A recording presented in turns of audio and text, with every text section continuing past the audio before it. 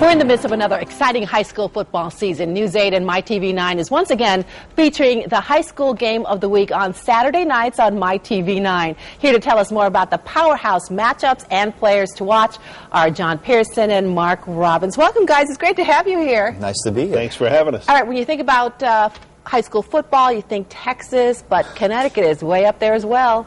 Oh, absolutely. I mean, we don't have the sheer numbers, but you have the passion. Every week we're seeing it, 7,000 for our opener with Notre Dame and West Haven hosting Xavier, and two perennial powers, and over 7,000 at the stadium in West Haven. So there is plenty of excitement, and people just love coming out, even if it's the weather isn't fabulous and gets cold a little later on. And they're seeing good football week in and week out, too. You've got guys, you know, not the numbers that Texas has or Florida has, but the numbers we have. It's a smaller amount of guys playing at a higher level. Guys are going on to big-time programs from high school as well.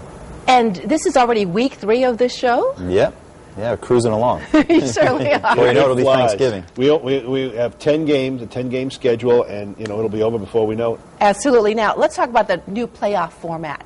What's going on with this? Well, they switched the divisions. They used to have 6 divisions. They've put it down to 4, but they've expanded the amount of teams to go in from 24.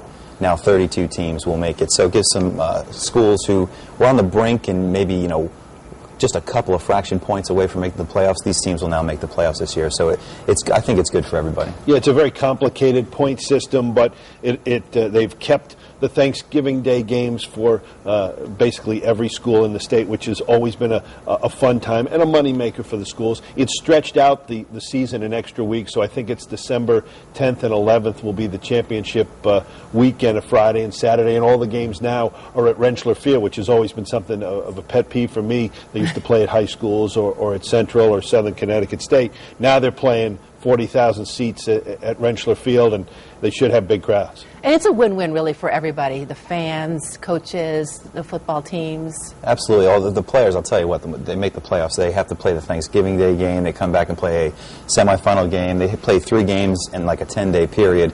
Then they get a week off before the state championships. So it's a rigorous schedule. So these guys are going to be playing a lot of football, the guys who make the playoffs, yeah. And this is the first year for this, right? Yes, and they've dropped down from 6 divisions to 4. So you'll have more true state champions instead of 6 state champions in a state the size of Connecticut, which I think is a little bit too many. Now they're down to 4. So you're going to, but yet more teams are able to fight for a state title. And it would be great to see them fill Rentschler Field, which holds 40,000 at home of the UConn they Huskies. Might. Well, I bet you, if they get 20, that would be great. Yeah. Yeah, exactly. They're going to have doubleheader on a Friday and a doubleheader on the Saturday. So you're going to have 4 schools represented each day. So should be big crowds. Well, now the game of the week this week is with whom? Who are the 2 teams we're watching this week? Hamden, West Haven. Yeah, Hamden at West Haven.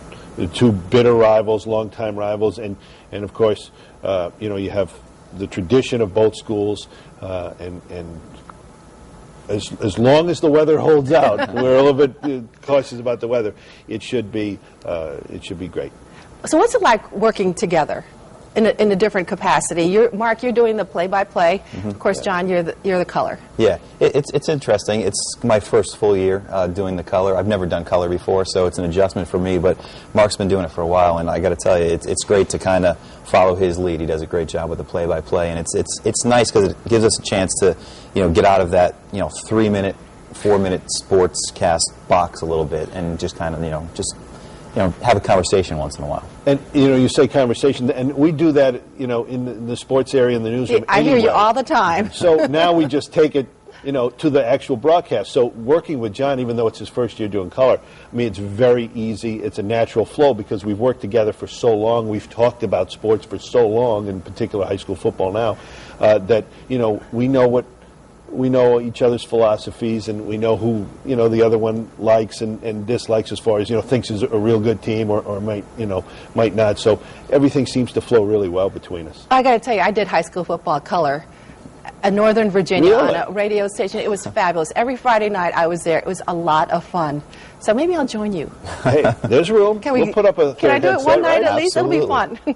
Now, last week's game included Coach DJ Hernandez, who is also a former UConn player? Yeah, he was a high school, state high school player here. He went to UConn, had a great career there as a quarterback, a wide receiver. This is his first year as a head coach. He got the job basically out of college. and he's played 2 games. His team has played 2 games. They're 2-0, and they had an exciting win over Glastonbury last week. So who are the teams to watch this year and some of the players to watch? Well, we've already seen Xavier as one of the top teams as they knocked off Notre Dame and West Haven, and now we're talking about a James Ward. We're seeing him right here, and he is very special out of Wilbercross. A burst of speed like very few around. You think you might see him in the NFL, possibly? Well, definitely. We're talking college. We're talking Division I college for sure. And Dante Long, a great quarterback for Wilbercross. So these two have combined for some big plays already.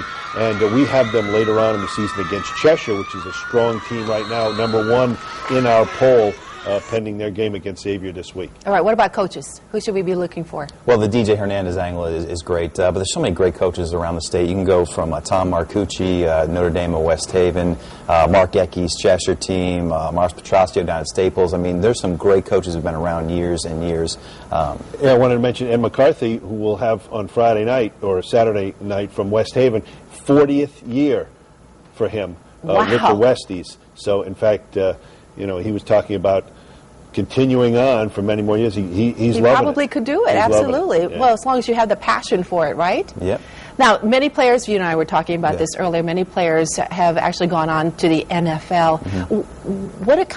What makes a good player at this level? What do you look for and look at what, I guess, the potential of a player in high school?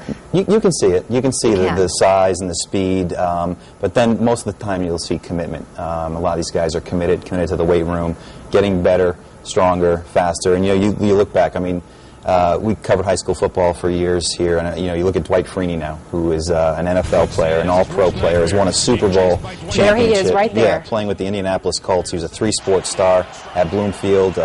Played football, obviously.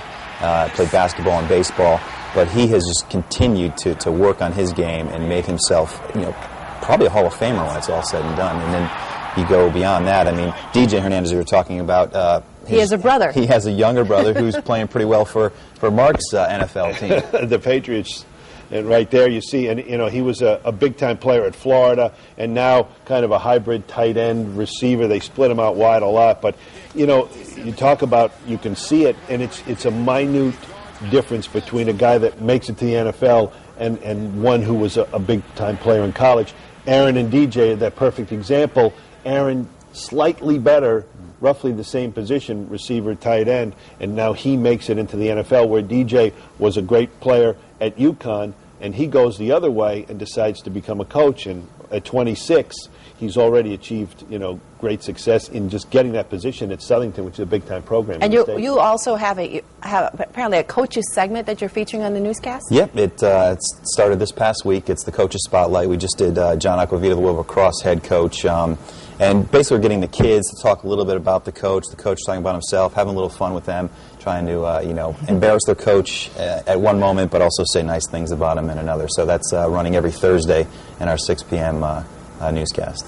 And you can check out this week's game of the week, Hamden versus West Haven, Saturday night on MyTV9. Come to our website for the complete schedule of games. We also want to give a special shout out, guys, to Sportworks for bringing us these Parents of Athletes segments every week. John and Mark, thanks so much for being here. It's a lot of fun. That went too quick.